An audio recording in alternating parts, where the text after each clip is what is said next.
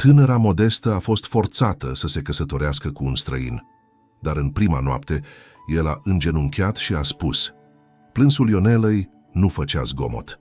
Era acela tăcut care se lipește de pereți și intră adânc în inimă ca o rugăciune nerostită. Rochia grea, cusută cu mătase strălucitoare, atârna pe umerii ei ca o sentință.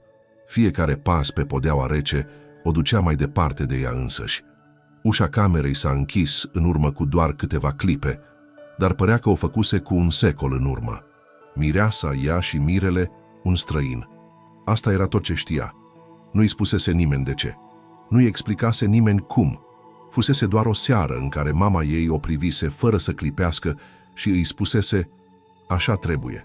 Apoi, o mașină neagră, un drum lung, oameni cu fețe străine, o cununie rece într-o sală rece. Și acum, aici. Bărbatul stătea într-un colț al camerei cu sacoul pe spătarul unui fotoliu. Nu părea arogant, nu se mișca cu forță, doar o privea. Avea chipul unui om care poartă o greutate pe umeri, dar refuză să o arunce pe alaltuia. Tăcerea dintre ei era grea. Aș fi zis că putea sparge oglinzile dacă ar fi existat oglinzi în cameră, dar nu erau. Doar o lampă cu lumină caldă, un pat prea mare, perdele prea groase și două suflete care nu se cunoșteau. Ionela se așeză pe marginea patului ca o fetiță care a fost certată. Își strângea mâinile în poală, încercând să pară puternică. Nici ea nu știa de ce. Pentru cine? Poate pentru acea parte din ea care încă mai visa să aleagă. Voia să strige, să fugă, să se întoarcă în timp, dar tot ce a reușit să facă a fost să rămână, cu ochii în podea, cu sufletul în tremur. Nu o să te forțezi să faci nimic, șopti el, fără să se apropie. Niciodată. Vocea lui nu era groasă sau autoritară, era liniștită. A spus-o ca și cum ar fi vorbit cu o ființă fragilă, nu cu o soție proaspăt câștigată. Apoi încet și-a plecat genunchii pe covor, nu ca un cerșetor, nici ca un bărbat învins, ci ca un om care știa cât de mult valorează libertatea, tocmai pentru că o pierduse și el cândva. Nu am vrut asta, nu pe tine, nu în felul ăsta, dar așa sunt legile familiei mele. Ai dreptul să mă urăști. Ionela ridică ochii. Cuvintele lui pluteau în aer ca un abur cald într-o cameră înghețată. Nu știa dacă să creadă, nu știa dacă merită să creadă, însă ceva, o fărâmă minusculă din ea, se înmuia. Atingerea din glasul lui nu era putere, era respect. Un respect care nu o obliga să răspundă, doar îi oferea un spațiu. Și în acel spațiu, pentru prima oară în acea noapte, inima ei a făcut un pas. Dar în același timp, întrebarea apăsa ca o piatră pe pieptul ei. Cât de mult îi cântăreau inima și destinul în suflet, respira greu. Nu plângea, dar lacrimile îi se adunau undeva înăuntru. Avea 1000 de întrebări și niciun răspuns. Poate că el era sincer, poate că totul era o strategie.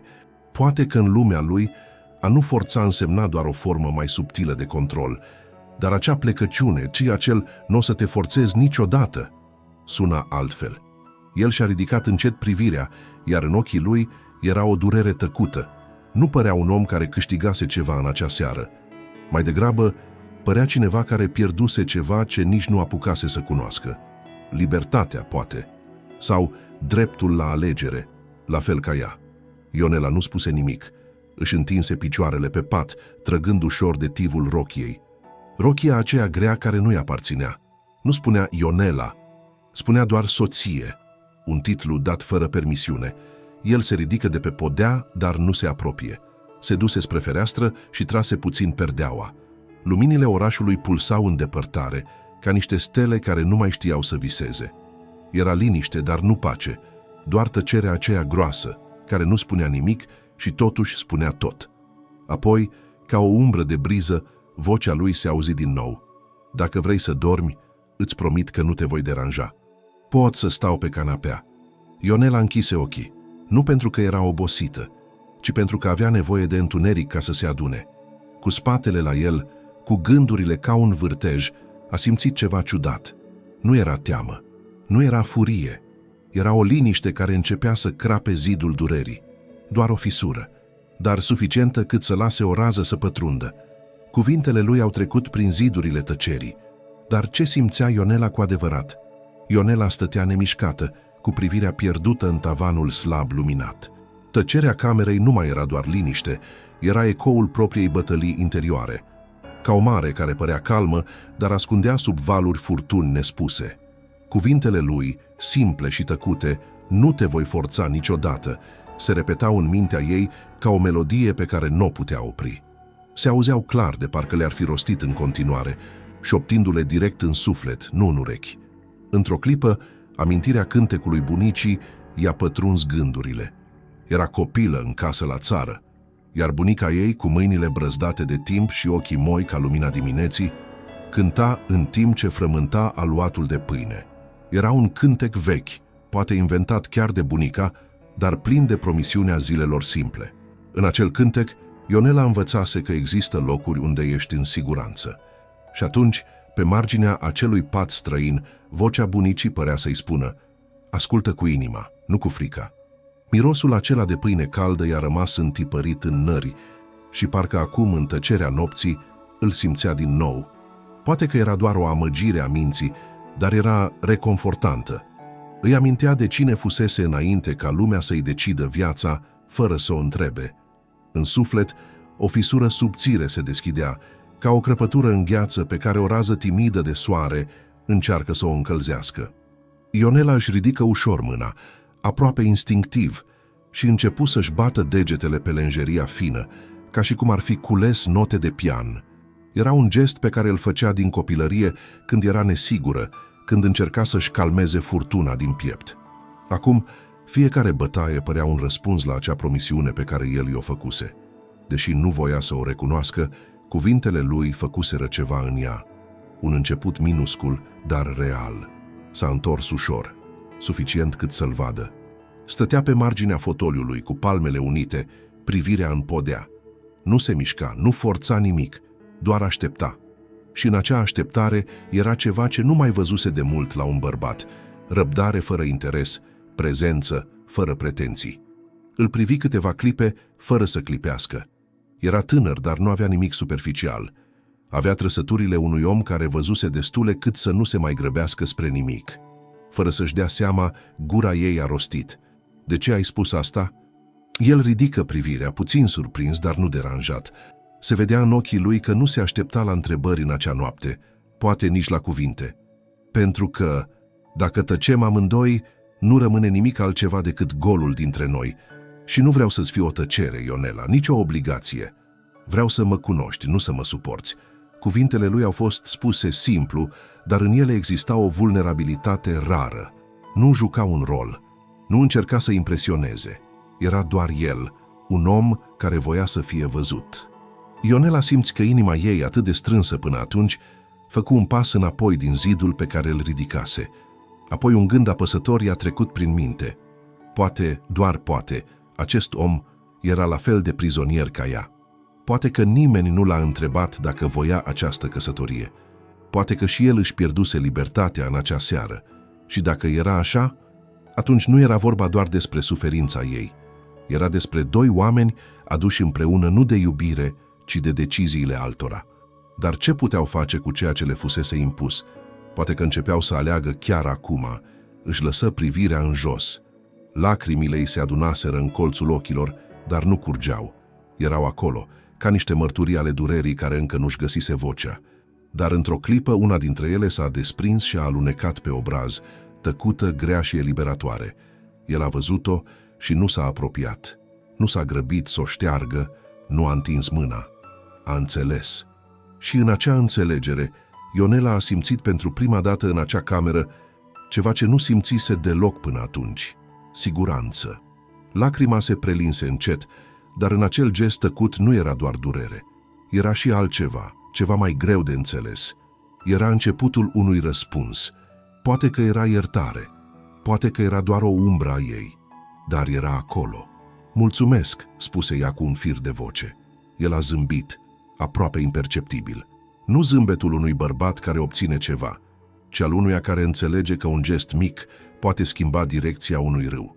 Ionela se întinse pe spate, cu mâinile sub cap, privind tavanul. În sufletul ei, lucrurile nu se rezolvaseră, nu dispăruse revolta, nu se risipise durerea, dar se simțea auzită. văzută, apreciată. Și uneori, pentru o femeie care a fost trecută cu vederea prea mult timp, asta e primul pas spre vindecare. În tăcerea care a urmat, amintirea bunicii a revenit. Nu cu cântec, ci cu vocea ei blândă. Nu tot ce e impus e și fără sens. Uneori Dumnezeu lucrează în tăcere.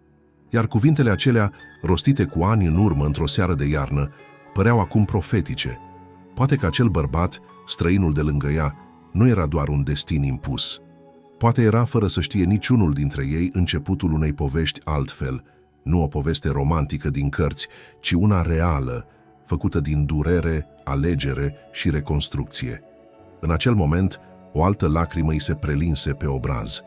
Dar nu mai era despre pierdere, era despre un început, poate mic, poate fragil, dar totuși un început. În acel moment, o lacrimă îi s-a prelins pe obraz, dar a fost durere sau iertare? Ionela nu închise ochii în noaptea aceea. Deși trupul îi cerea odihnă, mintea ei dansa în cercuri, iar inima părea că bătea după o partitură necunoscută. Cu privirea în tavan, simțea cum aerul din cameră devenea mai greu cu fiecare secundă care trecea, dar nu era din cauza fricii, nici a resemnării. Era altceva, ceva nou, neașteptat, aproape dureros în fragilitatea lui, speranța. Asta era ceea ce simțea și nu știa cum să o numească. Cuvintele lui încă pluteau în aer, cu ecouri prelungi care atingeau colțuri ale sufletului ei pe care le crezuse uitate. Într-o lume care îi luase tot ce fusese al ei, vocea, alegerea, drumul, acel "nu te voi forța niciodată" era ca un colac aruncat unei femei care se neca de prea mult timp. Se întreba cum putea un bărbat pe care nu-l cunoștea să aibă, în doar câteva vorbe, puterea de a înmuia lanțurile invizibile care o țineau captivă. Dar era teamă, nu o frică viscerală, nu de el, ci de necunoscutul din ea însăși. Era frica de a spera din nou, după ce fusese dezamăgită de prea multe ori. Era frica de a se deschide, știind că de fiecare dată când făcuse asta în trecut, cineva închisese ușa în fața inimii ei. Așa cum stătea pe spate, cu palmele așezate pe burtă, simțea fiecare respirație ca pe o luptă. Nu era o simplă căsătorie forțată, era un test al propriei ființe. Era despre cum să rămână întreagă într-un loc care nu fusese ales de ea.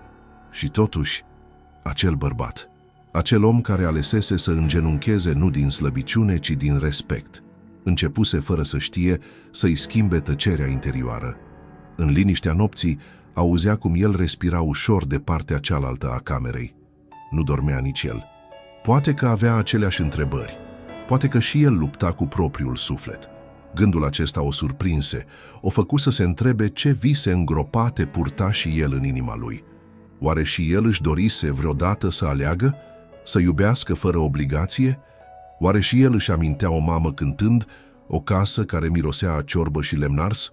Vocea lui, auzită mai devreme, o dusese pentru o clipă înapoi, acasă, la casa din sat, unde mama o strigă din tindă, unde ploaia bătea în geamuri și unde pereții nu erau groși, dar erau plini de dragoste. Acolo unde, într-o seară de aprilie, mama i-a spus: "Alege întotdeauna ce-ți face inima să cânte, nu ce pare că-i bine pentru toți." Ironia era că nu alesese nimic acum, fusese aleasă, dar totuși inima ei, rănită și speriată, începuse să cânte din nou. Încet, aproape neauzit. Cu ochii încă larg deschiși, s-a întors pe o parte. Îl vedea stând pe canapea, cu spatele drept, capul sprijinit de perete. Nu dormea. Doar privea în gol, ca și cum căuta în peretele acela răspunsuri pe care nimeni nu îi le dăduse vreodată. Într-o clipă de curaj pe care nu și-o putea explica, Ionela a șoptit: "Ai avut și tu de ales?" El s-a întors ușor, uimit de întrebarea neașteptată. Întunericul îi ascundea expresia, dar se simțea în răspunsul lui că nu mințea. Nu. A urmat o pauză lungă. Nu tăcerea rece de la începutul serii, ci una diferită. O tăcere care spunea: "Și eu sunt ca tine." Era o liniște care nu mai apăsa, ci alina. "Dar am ales să nu te rănesc," a continuat el, după o vreme. "Am ales să nu continui ciclul, să nu fiu ca ceilalți." Cuvintele lui i-au atins o parte adâncă din suflet. O parte care, de atâta amar de vreme, simțea că orice bărbat avea o mască, un rol, o obligație. Dar acum, În întunericul camerei, fără lumini, fără martori, fără teatru, acest om ales pentru ea devenise doar om. Ionela și-a lăsat capul pe pernă. O emoție caldă i-a urcat în gât, ca o amintire veche, ca o promisiune uitată. N-a plâns, dar simțea lacrimile undeva în interior, acolo unde nu curgeau, ci înmuiau ziduri. Era un gest de onoare din partea lui? Sau o nevoie profundă de a fi iertat pentru ceea ce fusese silit să accepte? Nu știa. Dar ceva în vocea lui îi amintea de tata, în ultima lui zi, când o strânsese de mână și îi spusese: să nu lași lumea să-ți spună cine ești. Poate că și acest bărbat încerca același lucru. În mijlocul acelei nopți, care începuse ca o condamnare, o schimbare imperceptibilă se producea. În inima ei, în privirea lui, în aerul dintre ei, fără ca niciunul să știe ce urma, fără promisiuni de dragoste, fără declarații, doar o liniște încărcată de posibilități. În acel moment, timpul părea să se oprească. Apoi, cu un glas stins, aproape o rugăciune rostită în somn, el a murmurat: îți merit încrederea. Ionela a închis ochii. Nu știa dacă să creadă, nu știa dacă putea, dar pentru prima dată în viața ei de femeie împinsă mereu în colțuri, simțea că poate, măcar pentru o clipă, să nu mai fie prizoniera fricii, să nu mai fie doar o decizie luată de alții, ci o inimă care învăța din nou să bată nu din teamă, ci din speranță. În acel întuneric, în acea noapte care începuse ca o povară și se transformase într-un început de vindecare, niciunul nu știa cât de mult se va schimba totul. Dar ceva era sigur: acel îți merit încrederea fusese o promisiune spusă nu doar cu vocea, ci cu tăcerea, cu privirea, cu renunțarea la putere. Iar pentru o femeie care fusese dezbrăcată de alegere, respectul era mai prețios decât iubirea. Ionela își simțea mâinile tremurând ușor sub cearșaful rece, ca și cum trupul ei ar fi înțeles mai repede decât mintea că ceva începuse să se schimbe. Până atunci, fiecare mișcare fusese controlată de teamă, de nesiguranță, de resemnarea amară a unei femei care fusese pusă în fața unei vieți hotărâte de alții. Dar acum, chiar și în întuneric, era ceva diferit. Poate că era privirea lui care nu o judeca, poate că era cuvintele lui care nu cereau nimic, sau poate era liniștea dintre ei, care pentru prima dată nu era o tăcere apăsătoare, ci un loc unde putea respira. A întins mâna încet, fără să se gândească prea mult. A făcut-o cu o ezitare care semăna mai degrabă cu rugăciunea unei femei care nu ceruse niciodată nimic pentru ea. Mâna i s-a oprit pe marginea hainei lui, atârnată de spătarul fotoliului. Căptușeala costumului era moale la atingere, dar ceea ce a simțit nu a fost doar textura țesăturii, ci o amintire vie, rochia bunicii ei, purtată la biserică, în zilele de sărbătoare, atunci când fetele stăteau cu minți în strană și își frecau degetele pe marginea tivului, căutând curajul în lucruri mici. A atins haina lui cu același fel de gest. Nu era o invitație, nu era un semnal, era doar un pas mic, dar profund. Un semn că poate. Poate putea avea încredere, că poate. Putea începe încet să ierte viața pentru tot ce-i luase fără voie. El nu a reacționat brusc, nu s-a întors imediat. A simțit cu siguranță, dar a ales să tacă, să rămână nemișcat. Iar asta i-a dat Ionelei un alt semnal, că nu avea de ce să fugă, că nu trebuia să se ascundă, că poate să se apropie fără teamă. Și astfel, pentru prima oară de când fusese adusă în acel loc, inima ei a început să bată altfel. Nu mai era ritmul haotic al neliniștii, ci o bătaie mai profundă, mai caldă, ca un ecou al speranței care începea să prindă rădăcini. A ridicat încet capul de pe pernă și a privit către el. Silueta lui era slab luminată de reflexia lunii pe perdeaua groasă. Părea că dormea, dar respirația trăda trezvia. Era acolo, dar nu invada spațiul. Era prezent, dar nu apăsător. Un bărbat care înțelesese, într-un fel poate rar întâlnit, că apropierea adevărată nu vine cu pași mari, ci cu pași mici, sinceri și răbdători. Ionela și-a retras mâna ușor, dar ceva în acel simplu gest lăsase o amprentă. Nu pe piele, ci în aerul dintre ei. Și el a înțeles. A deschis ochii și a privit către ea. Nu a zâmbit, nu a spus nimic, dar a așezat palma peste locul unde fusese mâna ei ca un răspuns tăcut, dar puternic. Un gest care spunea, am simțit și mai mult decât atât, contează. Privirile lor s-au întâlnit pentru o clipă. În întuneric, fără cuvinte, fără explicații, s-au privit ca doi oameni care, deși străini, împărțeau acum o taină. Nu era iubire încă, dar era începutul a ceva care nu putea fi numit, doar simțit. Și pentru Ionela, acea clipă a fost mai valoroasă decât orice declarație. În pieptul ei, ceva se frângea și se repara în același timp. Poate că nu-l ierta încă. Poate că nu putea ierta nici măcar pe cei care o aduseseră aici. Dar începuse să nu mai simtă în el un dușman. Și pentru o femeie obligată să poarte o rochie de mireasă în noaptea în care visase cândva la iubire, acel gând era deja o formă de libertate. Apoi, dinspre fereastră, s-a auzit un freamăt ușor, un sunet ciudat, ca și cum ceva ar fi atins geamul. Amândoi au tresărit, instinctiv.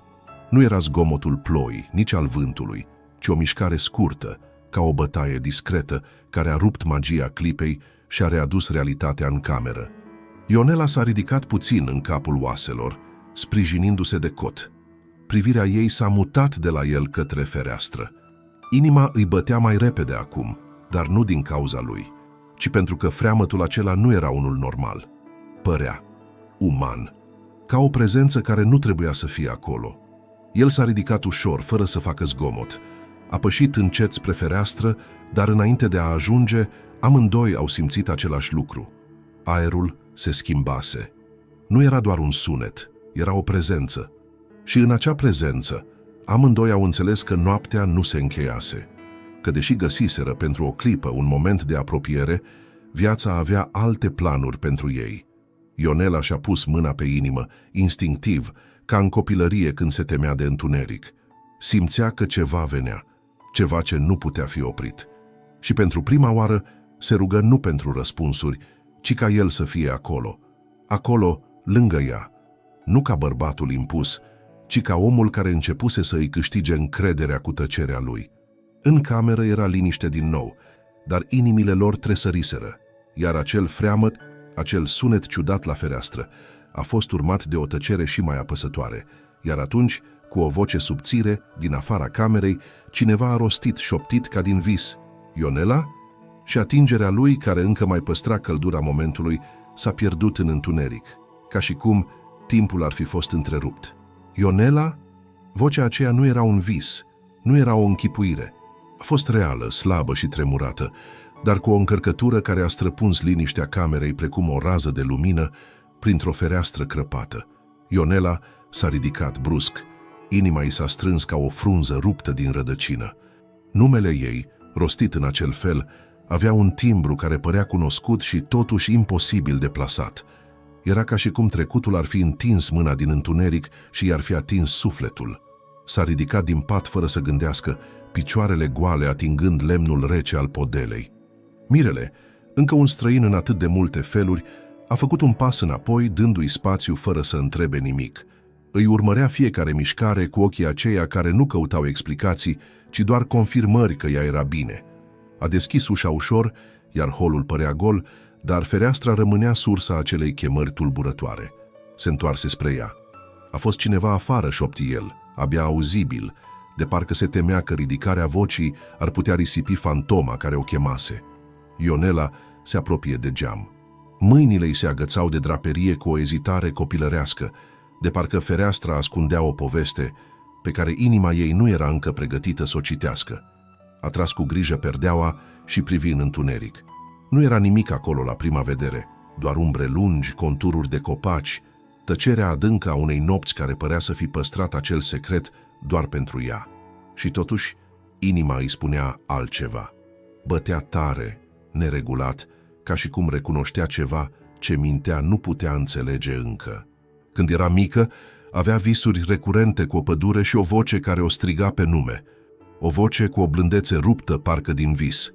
De fiecare dată se trezea plângând, fără să știe de ce. Apoi, când mama i-a spus că are o soră care a dispărut, visurile s-au oprit. Era ca și cum adevărul spus cu voce tare ar fi sigilat fântâna memoriei. Dar acum acea voce revenea. și inima ei o recunoștea. Ai auzit și tu?" întrebă ea fără să se întoarcă. Da, era numele tău." Răspunsul lui simplu, rostit fără ezitare, i-a dat curaj. Într-un gest care nu era deloc caracteristic, Ionela a deschis geamul larg, lăsând aerul rece al nopții să pătrundă cu forță în cameră. Un val de amintiri o izbi pe loc. Vântul avea mirosul copilăriei, al dimineților de iarnă când fugea spre școală cu obrajii roșii și părul prins într-o fundă albă. A simțit pentru o clipă că timpul se răsturna înapoi, ca o carte care se deschide direct la prima pagină. Și atunci, în acel moment de confuzie și emoție pură, un zgomot ușor s-a auzit jos lângă pervaz. Un foșnet, ca de hârtie mișcată de vânt. Ionela s-a aplecat și a văzut o mică siluetă fugind în întuneric. Prea mică pentru a fi un adult. O fetiță. Nu i-a văzut chipul, dar forma, mersul, teama cu care s-a depărtat i-au dat fiori. Apoi, lângă ghiveciul cu mușcate uscate, a zărit un colț de hârtie albă. E o scrisoare, șoptia. S-a aplecat și a luat hârtia în mâini.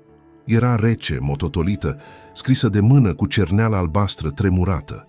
A strâns-o la piept fără să o deschidă imediat.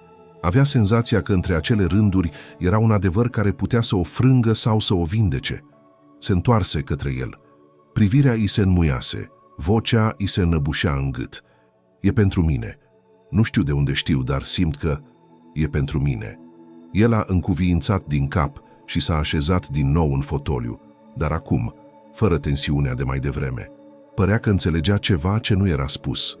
Nu intervenea, nu întreba, doar o încuraja cu tăcerea lui să facă pasul mai departe. Iar Ionela, cu degetele tremurânde, a început să desfacă scrisoarea. Dar n-a citit imediat. A privit hârtia, a atins colțurile, a mirosit-o. Și în acel gest și-a amintit de ziua în care a primit ultima carte poștală de la tatăl ei, cu o vedere de la Sinaia. O scrisoare simplă, dar care i-a rămas ca un nod în inimă, pentru că a fost ultima. Acum avea din nou o hârtie în mâini, care părea să vină de la o altă lume. Dar înainte să poată desluși un singur cuvânt, o amintire o străbătu ca o săgeată. Chipul surorii ei. Nu-l putea vedea clar. Era încețoșat de timp, dar simțea. Simțea că această scrisoare avea de-a face cu ea, cu acea parte pierdută din sufletul ei.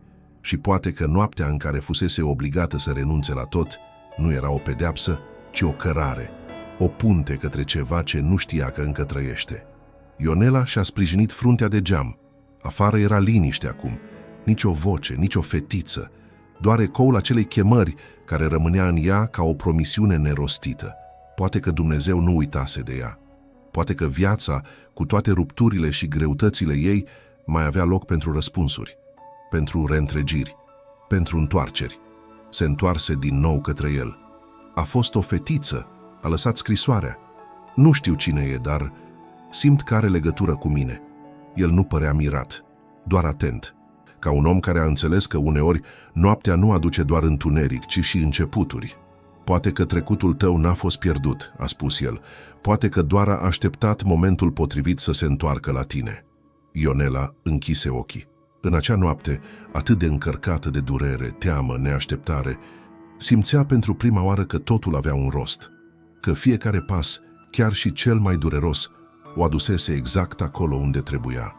Nu la o căsătorie impusă, nu într-un pat străin, ci în fața unei scrisori care poate schimba tot ce știa despre ea. Și cu vocea tremurată, dar hotărâtă, a spus: mâine, o voi citi. Dar gândul nu o lăsa. Cine fusese fetița? Și mai ales, de ce îi părea atât de familiară? Ionela nu a închis ochii toată noaptea. De fiecare dată când încerca să adoarmă, vocea aceea rostită atât de șoptit și totuși răscolitoare îi revenea în minte cu o claritate stranie. Auzise multe voci în viața ei, unele pline de reproș, altele de tăcere apăsătoare, dar aceasta era diferită. Era vocea unui suflet care strigase în întuneric nu din frică, ci dintr-o nevoie adâncă de a fi auzit, de a fi găsit. În zorii dimineții, lumina cenușie a început să mângâie încet colțurile camerei. Ionela stătea pe marginea patului, cu scrisoarea nedeschisă în poală, de parcă încă nu avea curajul să-i dezlege misterul. Mirele, care dormise pe fotoliu fără să se fi plâns de oboseală sau disconfort, s-a trezit înaintea ei. Nu și-au vorbit, dar privirea lui, caldă și reținută, i-a dat senzația că nu era singură. Poate că era prea devreme să-i spună al meu, dar începea să nu-l mai simtă ca pe un străin. A ieșit din cameră cu scrisoarea strânsă în mână, parcă dorind să o citească într-un loc unde nimeni n-ar putea să-i atingă gândurile. Pașii o purtau pe un hol lung, tăcut, unde fiecare scândură trosnea sub greutatea neliniștii sale. O rază de lumină intra printr-un vitraliu și se proiecta pe podea ca un caleidoscop de culori palide.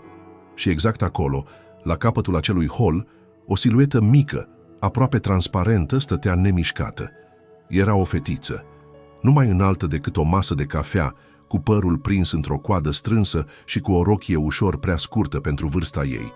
Avea în mână un obiect și îl ținea lipit de piept. Ionela s-a oprit. Inima îi se zbătea ca atunci când, în copilărie, pierdea din greșeală drumul spre casă și recunoștea în zare acoperișul părinților. Tu ești?" a început să spună, dar vocea i s-a frânt. Fetița nu a fugit, nu s-a temut. A făcut un pas mic înainte și a ridicat privirea. Ochii mari, de un căprui adânc, păreau că spun o poveste pe care nimeni nu o scrisese. Apoi a vorbit. Familia lui. Și-a început ea propoziția, aproape ca o șoaptă ruptă dintr-un vis. Ionela a simțit un fior rece coborându-i pe șira spinării. Era ceva în felul în care fetița rostise acele cuvinte. Nu era o simplă afirmație, ci o cheie. O cheie care deschidea o ușă închisă de prea mult timp. Ce vrei să spui? Cine ești? Fetița nu a răspuns imediat. A scos din buzunarul rochiei un plic mototolit, mult mai vechi decât cel primit în seara trecută. Cu mâinile tremurânde, a întins scrisoarea către Ionela. Aceasta e pentru tine, a spus. Vocea îi era atât de fragilă, încât părea că fiecare cuvânt rostit era un efort imens. Apoi, fără să mai spună ceva, a făcut un pas înapoi și s-a pierdut pe coridorul lateral, ca o nălucă a memoriei. Ionela a vrut să o urmeze, dar corpul ei a rămas înțepenit. A înțeles instinctiv că nu era momentul să alerge, ci să asculte, să citească, să își amintească. A deschis plicul cu degetele tremurând și a scos o hârtie galbenă, pătată pe alocuri. Scrisul era cunoscut, dureros de familiar. În prima clipă a simțit cum genunchii îi se înmoaie. Nu era un vis, nu era o glumă crudă, era realitate pură, directă și cu un parfum subtil de regret. A început să citească cu voce joasă, de parcă fiecare cuvânt rostit avea puterea să rupă o parte din zidurile dureroase care o înconjurau de atâta timp. Dragă Ionela, dacă citești această scrisoare, înseamnă că timpul a făcut ce noi n-am avut curajul să facem, să aducă adevărul la suprafață. Am trăit în umbră știind că ai fost smulsă de lângă mine. Nu am putut opri nimic. Am fost prea mică, prea speriată. Dar nu te-am uitat niciodată. Mâinile Ionelei au început să tremure, iar inima îi se strângea în piept ca și cum cineva o ținea cu o palmă invizibilă. Era scrisul surorii ei, al acelei surori despre care mama vorbise mereu în șoaptă, cu ochii plini de regret și vinovăție. O soră pierdută în timp, despre care nu se știa dacă mai trăia sau nu. Te-am căutat în fiecare zi cu gândul. Te visam uneori. Te vedeam alergând prin curtea bunicii, cu părul prins în două cozi. Te auzeam râzând. Și când mă trezeam, tăceam, ca să nu doară mai tare. Familia lui ne-a despărțit. Nu ți-au spus, dar au făcut-o intenționat. Tu erai o amenințare pentru ceva ce nici măcar nu înțelegeam atunci. Dar acum înțeleg și am așteptat să-ți găsesc calea.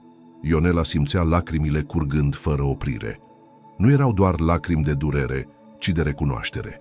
Cuvintele acelea, scrise stângaci, păreau o punte peste ani, peste suferință, peste tot ce fusese furat. Fetița care ți-a adus scrisoarea e parte din mine, parte din tine. Ea știe, simte. Am crescut-o cu povestea ta, cu numele tău pe buze. Și într-o zi mi-a spus că a visat o femeie într-o rochie albă, plângând în întuneric. Și am știut că ești tu. Ionela închise ochii. Simțea cum trecutul, în toată complexitatea lui, nu mai era doar o rană, ci devenea o cărare. O cărare înspre ceva ce nici nu îndrăznise să mai viseze. O regăsire, o întregire, un adevăr care putea în sfârșit să o elibereze. Nu știu dacă mă vei ierta, dar sper, pentru că te-am iubit mereu, chiar și de departe, chiar și în tăcere. Scrisoarea nu era lungă, dar în fiecare cuvânt era o viață de dor și speranță. Ionela a dus hârtia la piept și a rămas acolo, în mijlocul acelui coridor, cu lacrimile curgându-i pe obraj, dar cu o lumină nouă în inimă. O lumină pe care nu o mai simțise de când era copil. În depărtare se auzi din nou un foșnet. Nu era fetița, era el.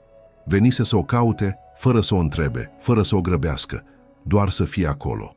Ionela l-a privit, cu obrajii udați și ochii roșii, dar cu glas clar. Sora mea trăiește. El nu a spus nimic, dar a încuviințat. Și în tăcerea lui, ea a simțit că nu mai era singură. Ionela urcă treptele în tăcere, cu pașii moi și privirea încă încețoșată de lacrimile ce nu se mai opreau. De când rostise cu voce tare cuvintele, sora mea trăiește, lumea începuse să se clatine în jurul ei, dar nu ca o prăbușire, ci ca o rearanjare a unei realități pe care nu o mai crezuse posibilă. Îi simțea prezența în spate, pașii lui calmi, răbdători, prezența lui tăcută, care nu cerea, nu forța, doar era acolo. Și în tăcerea aceea, pentru prima oară în viața ei, o femeie care trăise mereu pe muchia fricii simțea că cineva o urmează, nu pentru a o controla, ci pentru a nu o lăsa să cadă singură. Ajunsă din nou în cameră, s-a așezat pe marginea patului cu scrisoarea în mâini. Nu cea pe care o primise de la fetiță în seara dinainte, ci cea nouă, galbenă, dintr-un plic atât de vechi că părea să fi fost păstrat cu grijă în buzunarul cuiva vreme îndelungată, poate chiar ascuns de ochi vigilenți, poate chiar de teamă.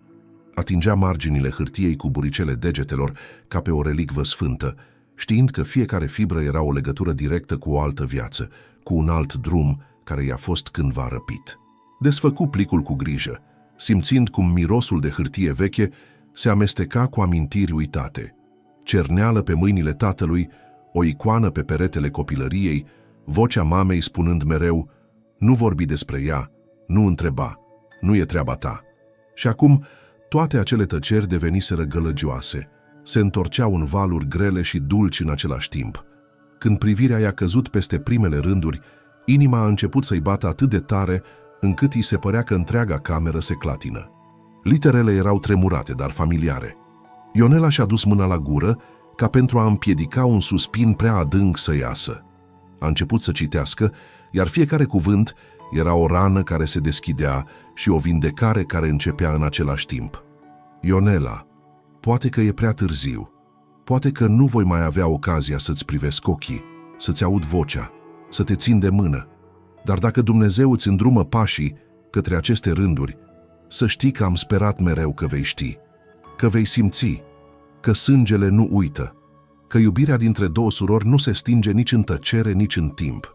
Cuvintele acelea au trecut prin ea ca o ploaie caldă după o secetă. Lacrimile nu erau suficiente pentru tot ce simțea. Era o durere veche, o sete de apartenență, o foame de răspunsuri care acum începeau să fie hrănite cu adevăr. Când ne-au despărțit, eram prea mică să înțeleg. Mi s-a spus că ai plecat, că ai fost dată în grijă altora, că așa e mai bine. Dar știam. În fiecare vis, în fiecare desen pe care îl făceam cu două fetițe ținându-se de mână, tu erai acolo. Nu am avut chipul tău, doar prezența. Și acea prezență a fost cu mine toată viața. Ionela duse scrisoarea la piept, închise ochii și lăsă capul pe umărul propriu, ca un copil obosit de luptă. Atâtea întrebări, atâtea nopți în care simțise că lipsește ceva, dar nu știa ce. Atâtea dăți când se uita în oglindă și nu-și recunoștea întreaga poveste. Acum, toate acele goluri începeau să aibă nume, să capete contur, să respire.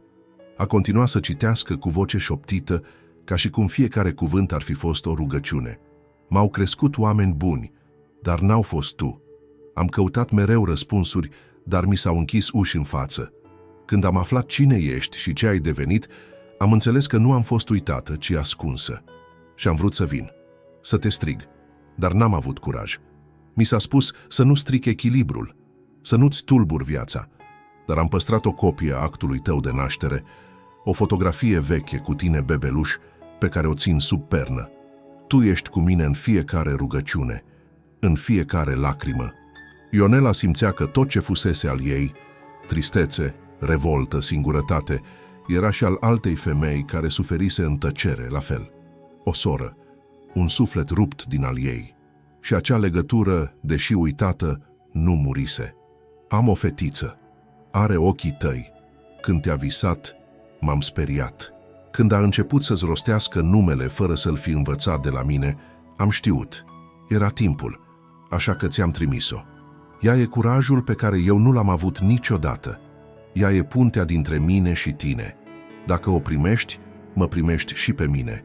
Și dacă mă ierți, poate ne putem regăsi, nu ca în copilărie, dar ca femei care știu ce înseamnă să pierzi și să speri în același timp.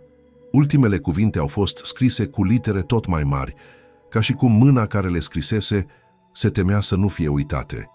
Meritai o viață altfel. Meritai să nu fi fost singură. Meritai pe mine.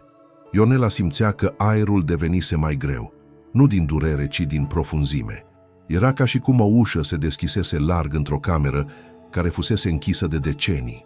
Și lumina care intra nu era orbitoare, ci caldă, blândă, vindecătoare. Privirea i-a căzut pe finalul scrisorii. Un singur cuvânt, un nume, cel pe care nu-l mai auzise de când era copil. Un nume spus odată în șoaptă de mama, într-o seară de toamnă, când crezuse că Ionela adormise deja. Un nume care o făcuse pe fetița de atunci să plângă în pernă, fără să știe de ce. Și acum numele acela stătea acolo subliniat, scris cu mâini tremurânde, dar cu o forță de netăgăduit. Era sora ei și era vie. Ionela ținea scrisoarea la piept, învelind-o cu palmele tremurânde, ca și cum în acel petic de hârtie era adăpostit un suflet. Cuvintele încă îi răsunau în minte, dar nu cu zgomot, ci cu o reverberație profundă, ca o melodie veche cântată în surdină. Și acel nume uitat, dar niciodată șters, o lovea din interior ca o suflare puternică pe care o așteptase toată viața. Mirela, așa o chema. Numele părea să danseze acum în jurul ei, să se agațe de perdele, să se lipească de pereți, să-i inunde respirația. Nu era doar un prenume rostit într-o scrisoare, era cheia întregului ei trecut. Era un fir pe care, dacă l-ar fi tras puțin, întreaga țesătură a vieții s-ar fi desfăcut și i s-ar fi arătat cu totul altfel. Mirela. Odată când avea doar câțiva ani, se juca sub masă și auzise vocile părinților certându-se. Mama spusese cu glas stins: "Ce-a fost vina ei? Că Mirela a trăit?" Tatăl îi răspunsese: "Taci, n-o pomeni că nu înțelege." Atunci nu înțelesese, dar plânsese. Plânsese fără motiv, cu un dor ciudat de ceva ce nu știa că pierduse. Acum înțelegea. Privirea i-a căzut din nou pe scrisoare, dar nu mai era nevoie să recitească. O știa pe de rost. Fiecare frază o simțea scrisă pe inimă. Știa că nu visa. Știa că nu era nicio halucinație. Mirela trăia. Era undeva, cu o fetiță care semăna cu ea. Și dincolo de toate durerile, toate rupturile, toate obligațiile și pierderile, în acel moment, un singur gând îi se instala în piept, ca o lumină, speranța că nu fusese niciodată cu adevărat singură. Se ridică de pe marginea patului cu o liniște nouă în mișcări. Nu mai era femeia rătăcită, care în prima noapte de căsnicie s-a simțit vândută unui viitor necunoscut. Era altceva. O soră. O femeie care fusese mințită, dar care acum descoperea adevărul. O inimă care își regăsea ritmul pierdut. El era acolo, lângă perete, privind-o fără să spună nimic. Nu o întreba ce simțea, nu o presa să vorbească. Doar îi era alături. Și în ochii lui nu mai vedea doar mirarea unui bărbat aruncat într-o căsătorie forțată. Vedea compasiune. Vedea alinierea unei suferințe proprii cu a ei. Pentru că și el, cumva, fusese parte din acea tăcere care îi rupsese viața în două. Familia lui fusese aceea care le despărțise, care alesese tăcerea, care alesese puterea în locul dreptății. Dar el nu mai părea să aparțină acelei moșteniri. Ionela. Rosti el cu o voce care tremura, dar era calmă. Ea se întoarse spre el și pentru prima dată îl privi altfel. Nu ca pe cel care fusese ales pentru ea, ci ca pe un om, un suflet cu povara lui, cu vinovățiile și căutările lui. "Eu știu unde este," adăugă el după o scurtă pauză. Ionela se încordă. Nu se aștepta. Nu fusese pregătită pentru acel răspuns direct, limpede, lipsit de ambiguitate. Se apropie de el cu pași mici, ca și cum fiecare mișcare era o rugăciune să nu se termine în minciună. Ce ai spus? Știu unde este Mirela. Numele i-a provocat un fior. Nu mai fusese rostit de nimeni de 10 de ani. Să-l audă acum de la el părea ceva imposibil și totuși real. De cât timp știi? De ce n-ai spus nimic? Am aflat cu doar câteva zile înainte de nuntă. Tata mi-a spus, nu ca să-mi pese, ci ca să nu vorbesc. Mi-a zis că, dacă te apropii prea mult de adevăr, familia noastră va pierde, că ai fost separată de bunăvoie ca să nu încurci linia moștenirii. N-am înțeles. Nu până aseară, nu până am văzut fetița și nu până te-am auzit rostind numele ei. Ionela simțea că plămânii nu-i mai încăpeau în piept. Era o emoție grea, profundă, care îi sugruma gâtul, dar îi lumina ochii. Unde e? Rosti ea, cu o voce atât de tăcută, că părea că doar inima o poate auzi. Într-un sat mic, departe, aproape de graniță. Trăiește cu fiica ei, sub alt nume. Dar e ea. Te-a căutat. A încercat să-ți trimită mesaje. Au fost oprite. Ionela s-a așezat brusc pe podea. Nu de slăbiciune, ci pentru că realitatea o trăgea în jos. O ancora cu tot ceea ce dezvăluia. O soră, o fetiță, un sat. Adevărul. El s-a așezat lângă ea, fără să spună nimic. Doar și-a lăsat palma pe podea, aproape de a ei, fără să atingă, dar lăsând spațiu.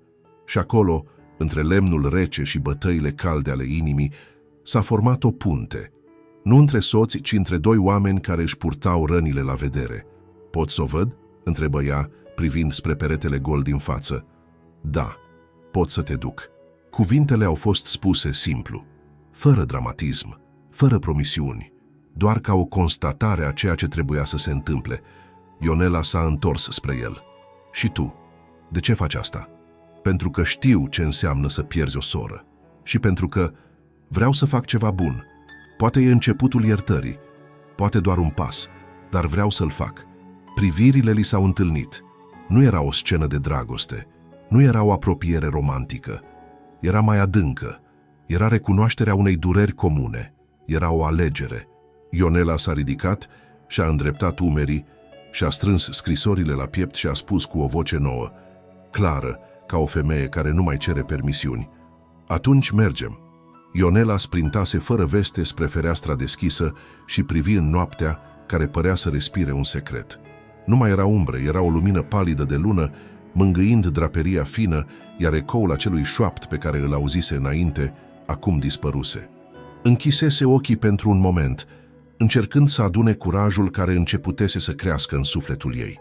Când i-a deschis din nou, a simțit ceva strălucind în aer, un adevăr pe care nu-l mai putea nega. În acea clipă, lumina a părut că se învăluie în jurul ei, ca un semn că toate poveștile nespuse nu erau degeaba. A trântit ușor palma pe fereastră, senzația de răcoare a sticlei i-a adus aminte de diminețile copilăriei, când se sprijinea pe pervaz și visa că îi vedea pe toți drumul spre casă. Și acum era ca și cum acel pervaz îi amintea că drumul spre sora ei pierdută începea cu adevărul. El se apropiase încet, pas cu pas, fără să spargă liniștea încărcată între ei. S-a oprit lângă Ionela și a rostit cu gravitate. Vom merge spre satul acela unde ai aflat că e sora ta, sub lumina adevărului. Cuvintele lui aveau greutatea unui jurământ, nu un jurământ impus, ci unul asumat cu speranță. Vocea lui era caldă, dar serioasă, ca o mână întinsă care nu cere, ci oferă sprijin. Nu-i tremura mâna când și-a luat scrisoarea galbenă, dar ochii îi erau plini de lacrimi. A simțit că trecutul, cu toate durerea și tăcerile lui, nu mai era o piatră de moară, ci o punte. A trecut scrisoarea cu degetele pe piept, ca pe o dulce mângâiere a sufletului sfâșiat. Mă rog doar ca aceasta să nu fie un miraj, șoptia. Nu este, răspunse el calm. E real, povestea ta. Povestea voastră trebuie spusă. În tăcerea care a urmat, Ionela și-a adus aminte de cântecul bunicii, un imn cald despre revenire, despre a găsi drumul în întuneric. Acel cântec îi răsuna acum în inimă, ca o rugăciune veche care o așteptase toată viața.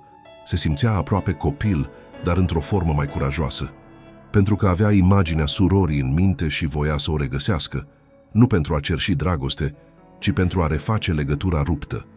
El făcu un pas către ea, dar nu interveni. Pur și simplu era acolo. Ea îl privi și zâmbi pentru prima dată fără teamă.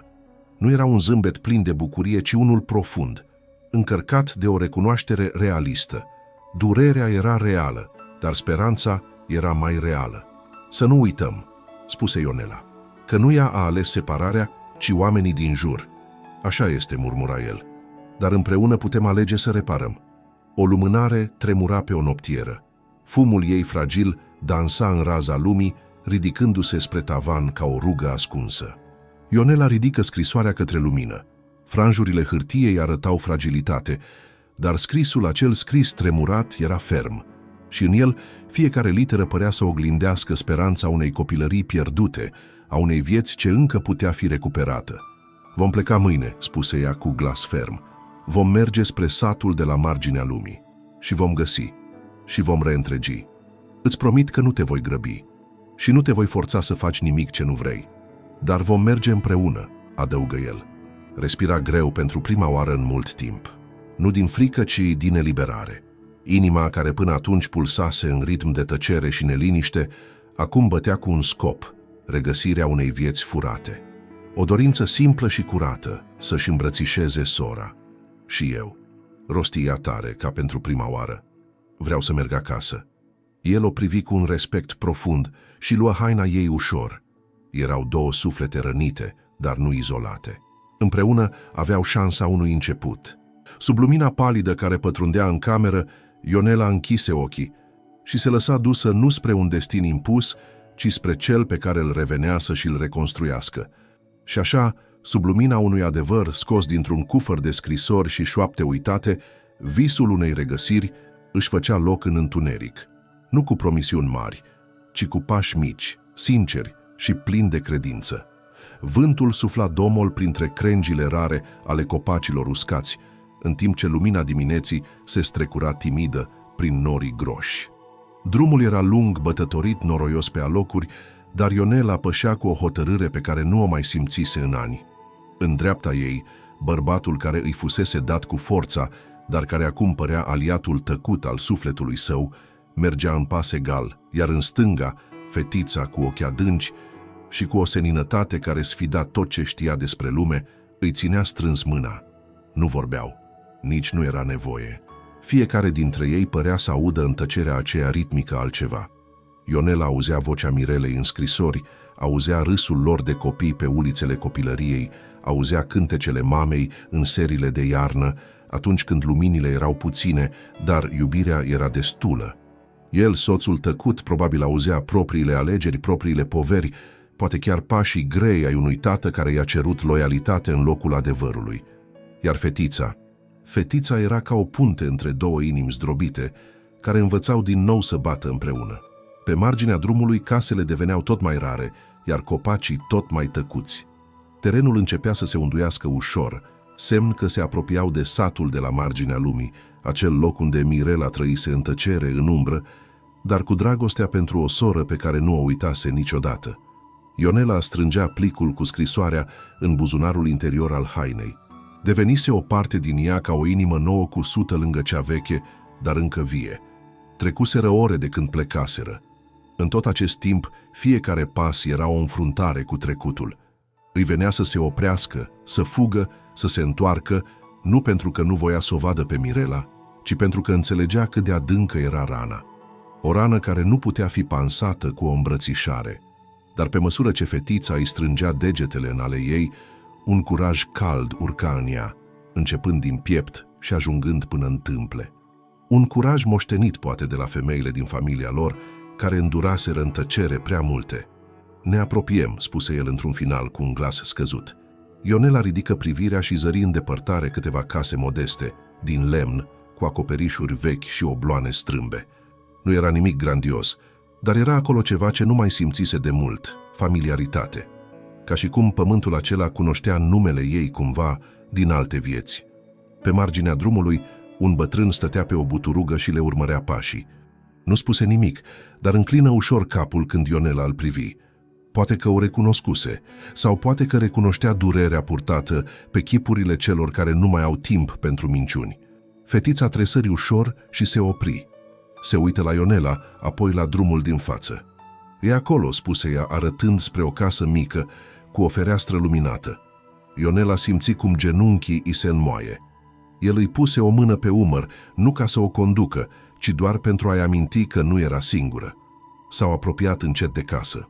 Fiecare pas părea că trece prin inima ei, iar sângele îi pulsa atât de tare în urechi, încât nu mai auzea nimic altceva. Ajunși în fața ușii, Ionela se opri.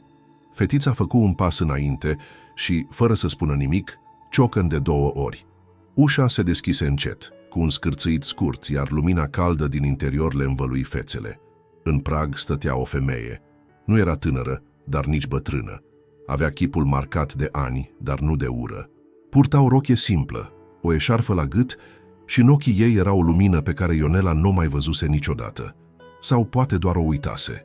Pentru o clipă, timpul se oprise. Cele 2 femei se priveau, iar între ele era tăcerea aceea grea și dulce pe care doar sângele o poate purta. Ionela deschise gura, dar niciun sunet nu ieși. "Ești tu?" întrebă Mirela, cu o voce joasă, tremurândă. "Da," răspunse Ionela, abia auzit. "Eu sunt." Și atunci, fără să-și spună mai mult, s-au apropiat și s-au îmbrățișat. Fără explicații, fără întrebări. În brațele ei, Ionela a simțit ce înseamnă în sfârșit acasă. Nu un loc, nu o cameră, nu o haină, ci o inimă care o recunoștea, o ființă care o așteptase, care o visase, care o purtase în suflet. Fetița se sprijini de genunchii mamei și zâmbi, privind-o pe Ionela cu recunoștință, ca și cum știa că tot ce făcuse nu fusese în zadar. El, bărbatul care fusese doar un nume într-o uniune impusă, rămase în prag, privind scena fără să se apropie. Nu voia să strice acel moment sacru. Nu era al lui, dar în ochii lui era o ușurare, o alinare că făcuse ceea ce trebuia. Ionela ridică ușor privirea din îmbrățișare și îl privi. Nu îi zâmbi, dar privirea ei spunea tot: "Mulțumesc. Și mai ales, sunt aici pentru că m-ai înțeles." În spatele casei, o lumină slabă se aprinse. Cineva murmura numele ei. Și din acel moment știu că a sosit. Regăsirea nu era un vis. Era o realitate care începea în acel sat, în acel prag, în acea îmbrățișare. Îmbrățișarea lor nu era una ca cele văzute în filme, nici nu semăna cu o regăsire romantică. Era o îmbrățișare grea, cuprinsă de ani de tăcere, de lacrimi nespuse, de dor ascuns în piept ca o rană ce nu voia să se vindece. În brațele Mirelei, Ionela simțea pentru prima dată că toate întrebările fără răspuns își găsiseră un ecou. Mâinile surorii sale nu doar o strângeau, ci o susțineau, ca și cum în acel gest stătea nu doar dorul, ci și promisiunea că, indiferent de cât a trecut, ele rămâneau legate.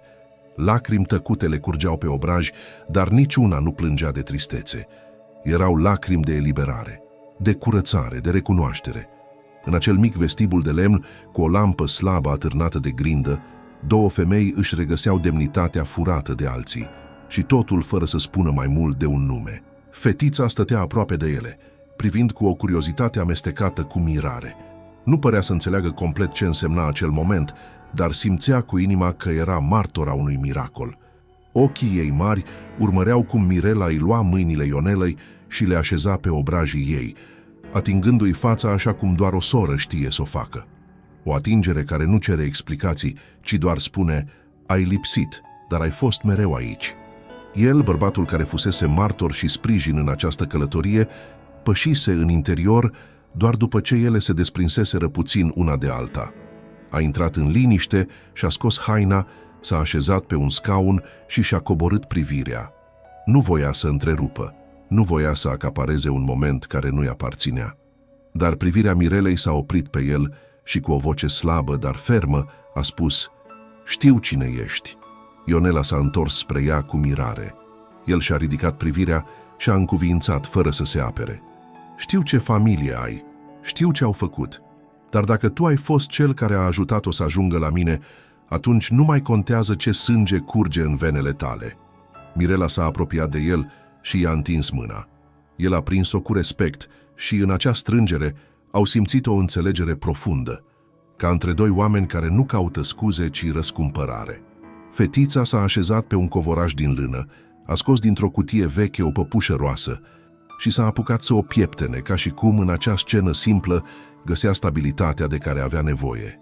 Era o imagine atât de liniștitoare, atât de sinceră, încât Ionela s-a lăsat în jos pe podeaua caldă și a început să zâmbească fără să-și dea seama. "E frumoasă," spuse ea. "E inima mea," răspunse Mirela. "E tot ce am avut și o creșteam cu povestea ta." Ionela simți o emoție care îi urca din stomac până în gât, arzând. Voia să spună multe, dar nu găsea ordinea cuvintelor. Și atunci a făcut ce știa cel mai bine, a atins. I-a luat mâna surorii și și-a așezat fruntea peste ea. A stat așa câteva clipe, tăcută, respirând greu. "Ai fost vie, Mirela. Ai fost vie și eu nu te-am știut. Am trăit cu o jumătate de inimă." "Și eu," răspunse Mirela tremurând, "dar n-am renunțat niciodată la tine." Apoi, ca și cum o flacără veche s-ar fi reaprins, au început să povestească. Despre copilărie, despre mama, despre jucării, despre camera cu soba de teracotă, despre iarna în care au făcut omul de zăpadă și despre pisica pe care o ascunseseră în dulap, sperând să nu fie găsită. Fetița se uită mirată la ele, pentru că era prima dată când o vedea pe mama ei râzând cu atâta lumină în ochi. Râsul lor era diferit. Erau femei, nu mai erau fetițele care fuseseră odată, dar acea legătură nevăzută încă pulsa vie, traversând tot ce timpul încercase să rupă. Iar casa aceea simplă, dintr-un sat uitat de lume, devenise templul regăsirii lor. Bărbatul s-a ridicat și s-a apropiat de fetiță. A îngenunchiat lângă ea și a întrebat: "Cum te cheamă?" "Sofia," răspunse ea. "Dar mami îmi spune adesea, darul meu. Știi, ai adus două surori înapoi una la cealaltă. Asta te face cu adevărat specială." Fetița a zâmbit. Un zâmbet larg, sincer, curat. Apoi s-a întors către Ionela și i-a întins păpușa. "Ți-o dau, ca să ai ceva de la mine." Ionela a primit păpușa cu un nod în gât. Nu mai era o jucărie, era o ofrandă, o invitație la a fi parte dintr-o viață nouă. A strâns-o la piept și a închis ochii. Simțea că Dumnezeu îi dăduse înapoi tot ce fusese furat. O soră, o nepoată, o familie. Apoi, din senin, lumina caldă a unei lămpi vechi din tavan s-a aprins singură, ca o binecuvântare. Umbrele s-au retras ușor din colțurile camerei, iar chipurile lor păreau pictate în tonuri calde, ca într-un tablou de Crăciun. Nici o lacrimă nu mai era de tristețe. Totul era liniște și împlinire. Și în acea lumină, fetița s-a ridicat. A alergat către Ionela și i-a șoptit la ureche, cu un glas atât de sincer încât timpul păru să se oprească. "Acum avem o familie." Dimineața i-a găsit împreună, în jurul unei mese mici din lemn, unde timpul părea că stătuse în loc. Geamul dădea spre o grădină adormită de toamnă târzie, iar soarele pălea ușor peste mușcate ofilite, peste lemnele stivuite pentru sobă, peste pașii care se încrucișaseră în curtea casei cu o noapte înainte. Înăuntru, în căldura blândă a acelei dimineți tăcute, inimile începeau să bată într-un ritm comun, nu de familie născută din sânge, ci de familie născută din alegere, din iertare, din regăsire. Ionela stătea pe un scaun jos, cu o pătură pe umeri și cu mâinile înfășurate în jurul unei cești aburinde. Nu era ceaiul care conta, ci simplul gest că nu mai bea singură. În fața ei, Mirela curăța niște mere cu mișcări precise, de femeie obișnuită să facă mult din puțin, iar Sofia, fetița, colora într-un caiet vechi cu pagini îngălbenite, iar el, bărbatul care nu o mai privea ca pe o necunoscută, sprijinea tocul ușii cu privirea senină, dar tăcută, a unui om care începea să înțeleagă ce înseamnă cu adevărat cuvântul acasă. În acea încăpere, nimeni nu mai căuta explicații. Tăcerile nu mai erau incomode, ci adăposturi. Fiecare respirație aducea un alt fel de liniște. Nu liniștea unui sfârșit, ci liniștea unui nou început. Ionela simțea în aer ceva ce nu mai cunoscuse de mult: pacea. Pacea aceea care nu vine din lucruri mari, ci din lucruri simple. O atingere pe umăr, o privire sinceră, un râs de copil care îți curăță pieptul de toate poverile tăcerii. "Nu am avut niciodată o familie completă," spuse Mirela, fără să-și ridice privirea de la mere. "Doar o bucată din ea. Până ieri." Ionela o privi, nu zâmbi, dar ochii îi se umplură de o umiditate caldă. Nici nu avea nevoie să zică ceva. Răspunsul era în felul în care își strângea degetele pe ceașcă, în felul în care își lăsa umerii să se așeze firesc, nu încordați. Am încercat la un moment dat să-mi imaginez cum ai arăta, continuă Mirela. Îți vedeam chipul în oglinda aburită de la baie, în siluetele femeilor de pe stradă, dar nu m-am gândit niciodată că, dacă te-aș găsi, ai putea rămâne. Ionela a lăsat ceștile jos. S-a ridicat, s-a apropiat de sora ei și i-a luat cu grijă mâna. Nu strâns, nu încordat, doar o atingere. Și în acea atingere era tot ce nu se spusese în 10 de ani. Sunt aici, spuse ea, și nu mai vreau să plec. În spatele lor, Sofia și-a ridicat ochii și a întrebat cu inocență: Mami, acum suntem 3? Mirela a zâmbit și s-a aplecat să o sărute pe frunte. Suntem 4, răspunse ea. Acum suntem noi. Ionela s-a întors spre bărbatul care încă privea de la distanță, ca un străin care nu știa dacă îi se permite să intre. I-a făcut semn cu privirea să se apropie. Și când el s-a apropiat și s-a așezat lângă ele, Sofia s-a ridicat de pe covor. S-a dus direct la el și i-a spus cu acea seninătate pe care doar copiii o au: Acum poți fi și tu din familia noastră. El a zâmbit, a întins mâna și a atins cu delicatețe mâna mică a fetei. Ionela s-a uitat la el. Nu mai era același. Privirea îi era schimbată. Era omul care învățase ce înseamnă să fii parte din ceva, nu doar moștenitorul unui nume, ci cineva care a ales să iubească, nu să stăpânească.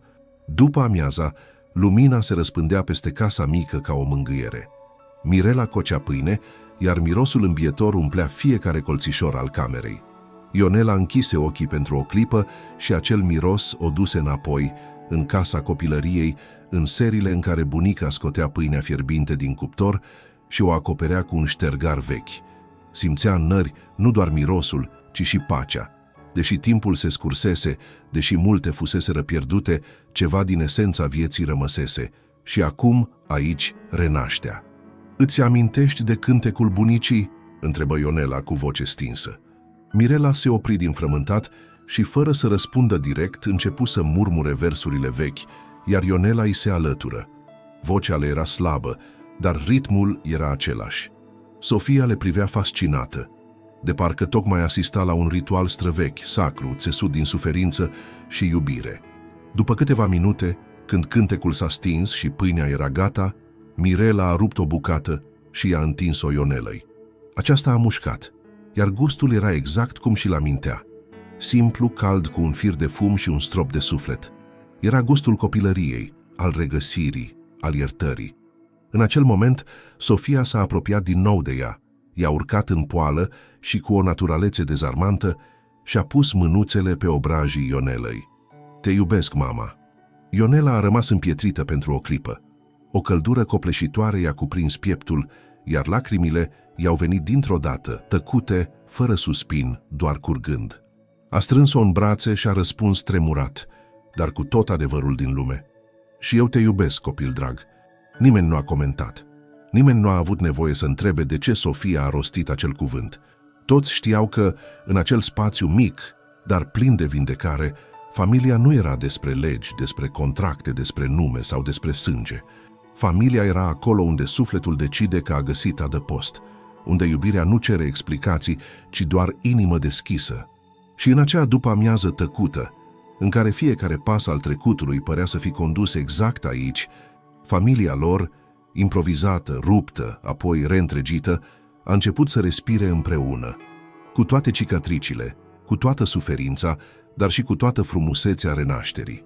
Seara a căzut peste căsuța simplă ca o pătură moale, țesută din liniște și recunoștință. Lumina tremurătoare a unei lumânări aprinse pe masă nu doar alunga umbrele de pe pereți, ci și le așeza în suflet o senzație de adăpost profund, de apartenență, de sfârșit care e, în același timp, început. Nu era vorba doar de întoarcerea într-un loc, ci într-o stare, într-o formă de a iubi care nu cerea nimic și dădea totul.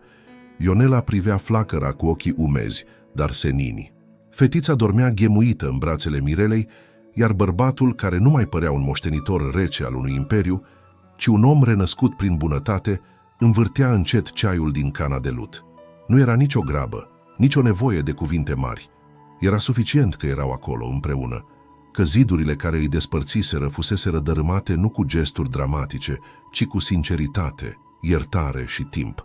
Ionela nu mai simțea greutatea trecutului ca o povară, ci ca o lecție. Tot ce pierduse, tot ce o duruse, devenise parte din această reconstrucție. Pentru prima dată își dădea seama că suferința nu o distrusese, ci o pregătise. Pentru acest moment, pentru această familie. Îți amintești cum spuneai mereu că o familie nu e despre cine îți dă numele, ci despre cine îți ține mâna când îți tremură inima? Întrebă Mirela cu glas scăzut. Ionela dădu din cap. Nu uitase. Era una dintre acele fraze pe care le spusese când erau doar două fetițe, ascunse sub plapuma bunicii, sperând că viața le va fi blândă. Acum știu ce ai vrut să spui. Lacrimile nu mai curgeau. Nu mai era nevoie. Emoțiile nu mai erau o furtună, ci un râu domol, care curgea în tăcere prin fiecare gest, fiecare privire, fiecare zâmbet. Mirela a luat lumânarea și a dus-o în camera de alături, unde Sofia dormea. A așezat-o pe pervaz în dreptul ferestrei, iar flacăra a luminat chipul copilei. Liniștit, netulburat ca o promisiune. Ionela s-a apropiat și a atins ușor buzele de fruntea fetei și a închis ochii. Nu știa exact ce simțea. Era dragoste, era protecție. Era un legământ pe care nu îl rostise cu voce tare, dar care se scrisese în sufletul ei, că va fi acolo, pentru ea, pentru sora ei, pentru această familie care nu fusese alesă de nimeni altcineva decât de viață însăși. În odaia tăcută, cu podeaua din lemn trosnind sub pașii lor, bărbatul se apropie de Ionela și îi întinse o pătură. Ea îl privi lung, în ochi, și pentru prima dată nu văzu nici teamă, nici datorie, nici îndoială. Văzu doar un om, și în acel om o alegere, de a fi, de a rămâne, de a construi. Mi-ai arătat ceva ce nu credeam că există, spuse el, aproape șoptit. O iubire care nu vine cu lanțuri, ci cu libertate. Ionela a zâmbit. Nu a spus nimic. Era ceva mai profund decât cuvintele. O înțelegere tăcută, o promisiune care nu avea nevoie de legi sau acte. Noaptea a trecut liniștit, fără visuri apăsătoare, fără umbre din trecut care să le mai bată în tâmple. Dimineața i-a găsit tot acolo, în jurul mesei, împărțind o pâine caldă, râzând încet, împărtășind povești. Nu mai conta cât timp pierduseră. Conta ce aveau acum. Și aveau ceva ce mulți oameni caută o viață întreagă. Un loc în care să-și lase sufletul. Un loc pe care să-l numească acasă. După micul dejun, Mirela a scos dintr-o cutie o lumânare mare, groasă, legată cu un fir roșu. O primise cândva de la bunica lor, în ultima iarnă petrecută împreună. Era o lumânare care, spunea bătrâna, nu trebuia aprinsă decât atunci când inima ta se simte în sfârșit întreagă. Mirela a privit-o pe Ionela. Nu era nevoie de nicio întrebare. Au știut amândouă că sosise acel moment. Au aprins lumânarea împreună, iar flacăra s-a înălțat ca un martor tăcut al renașterii lor. Nu era doar o lumânare. Era simbolul lor, al reîntregirii, al speranței care învinge orice rușine, orice durere, orice trecut. Au stat toate trei, Ionela, Mirela și Sofia, în jurul flăcării. Mâinile lor unite, privirile adânci, rădăcinile acelea pe care viața le rupsese, acum se încrucișau din nou cu o forță nouă. Iar el, bărbatul care nu mai era un străin, stătea în apropiere, nu ca un martor, ci ca parte din acel legământ mut. Nu credeam că pot simți așa ceva, spuse Ionela. Așa cum? Întrebă Mirela strângându-i mâna. Că sunt întreagă, că sunt acasă, că nu mai trebuie să lupt. Flacăra pâlpâia, iar în dansul ei se oglindea ceva vechi și ceva nou. O viață care se închidea și alta care se deschidea. Iar Sofia, cu vocea ei dulce, cu sufletul ei curat, a rostit ceea ce nimeni nu mai îndrăznise să spună, dar toți simțeau, asta e familia noastră și o păstrăm cu inimile, nu cu regulile. În acea clipă, Ionela a înțeles că familia nu se impune, nu se cucerește, nu se închide în acte sau promisiuni goale. Familia se alege, se construiește, se iubește și mai ales se iartă. Și atunci când o găsești, nu mai vrei să pleci. Pentru că, odată ce ai fost rănit, odată ce ai cunoscut tăcerea, durerea, pierderea, adevărata familie este miracolul care te readuce la viață. Acasă nu era un loc, nu era o casă, nici un sat, nicio moștenire. Acasă era acolo unde inima ți se liniștește, unde poți respira fără teamă, unde iubirea nu are nevoie de explicații. Și acolo, în jurul acelei lumânări, Ionela și-a găsit în sfârșit acel acasă, nu pentru că îl căutase, ci pentru că, în cele din urmă, alesese să-l accepte.